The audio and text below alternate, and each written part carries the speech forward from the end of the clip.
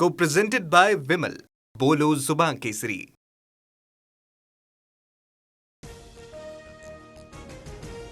शिवसेना शिंदेंचीच यावर लोक न्यायालयानं शिक्कामोर्तब केलंय. सुप्रीम कोर्टही हाच निर्णय देईल. मुख्यमंत्री फडणवीसांकडून विश्वास व्यक्त.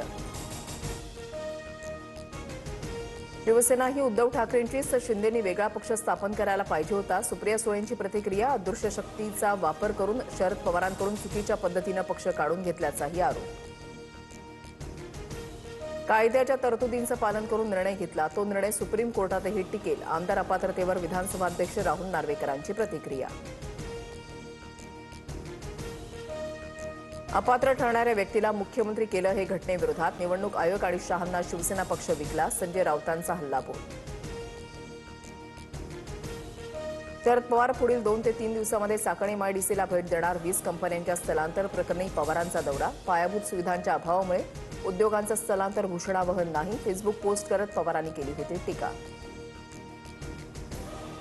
चाकणमधील बंद होणाऱ्या 76% कंपन्या या डिफंक्ट होत्या.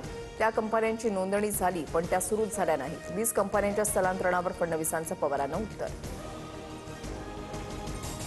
महाराष्ट्रातील अनेक कंपन्या बाहेर जात आहेत. उद्योगमंत्र्यांनी राजकीय उद्योग बंद करावेत. उद्योजकांच्या अडचणी सुटल्या नाही तर सरकारला महागात पडेल. रोहित पवारांचा इशारा. राहुल गांधींकडून मोदींसह इटलीच्या महिला राष्ट्रप्रमुखाचा अपमान. राहुल गांधींचा छिछोरेपणा अशोभनीय. राहुल गांधींनी देशाची माफी मागावी. मुख्यमंत्री फडणवीस आक्रमक. काल राहुल गांधींनी पंतप्रधान मोदींची नक्कल केली होती.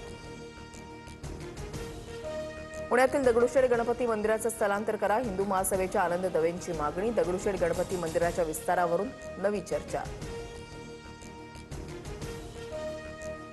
मंदिराच्या विस्तारासाठी फरासखाना पोलीस ठाण्याची जागा मिळणार. भाजपा आमदार हेमंत रासनेंची माहिती. जागा हस्तांतरणासाठी पोलिसांनी एनओसी दिल्याची रासनेंची माहिती.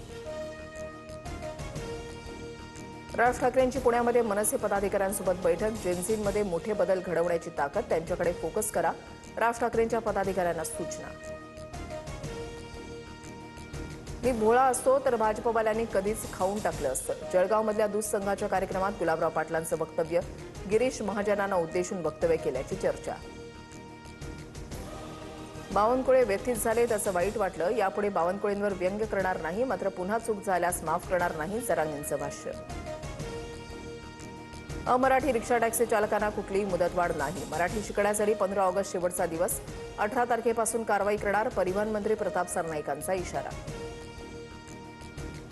केंद्राकडून जनगणना 2027 साठी 40 प्रश्नांची अधिसूचना जारी. प्रश्नांमध्ये जात, एससी आणि एसटीशी संबंधित माहितीचा समावेश.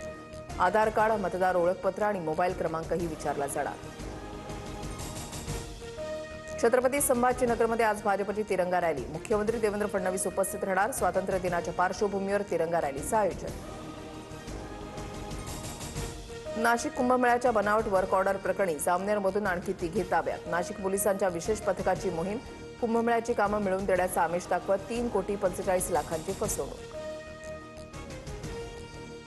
पुण्यात दैवी शक्तीच्या नावाखाली अल्पवयीन मुलींचं लैंगिक शोषण. भोंदू स्वप्नील लांडेचा स्वतःकडे दैवी शक्ती असल्याचा दावा. श्रद्धेचा गैरफायदा घेत मुलींचं लैंगिक शोषण. नाशिकमध्ये आज पुन्हा भूकंपाचे सौम्य धक्के. 3.4 रिश्टर स्केल इतक्या तीव्रतेची नोंद. नागरिकांमध्ये भीतीचं वातावरण. प्रशासनाकडून सतर्क राहण्याचं आवाहन. राज्यात आजपासून पुढील 5 दिवस मध्यम ते अतिमुसळधार पावसाची शक्यता. मुंबईसह कोकण, खानदेश, विदर्भात जोरदार पावसाचा इशारा. मराठवाड्याच्या काही भागात तुरळक पावसाचा अंदाज. उत्तराखंडच्या चामोलीमध्ये निर्माणाधीन टनलमध्ये दुर्घटना. अचानक मोठा ढिगारा पडल्यानं 7 कामगारांचा मृत्यू. बोगद्यामध्ये अडकलेल्या एका कामगाराचा अद्याप शोध सुरू.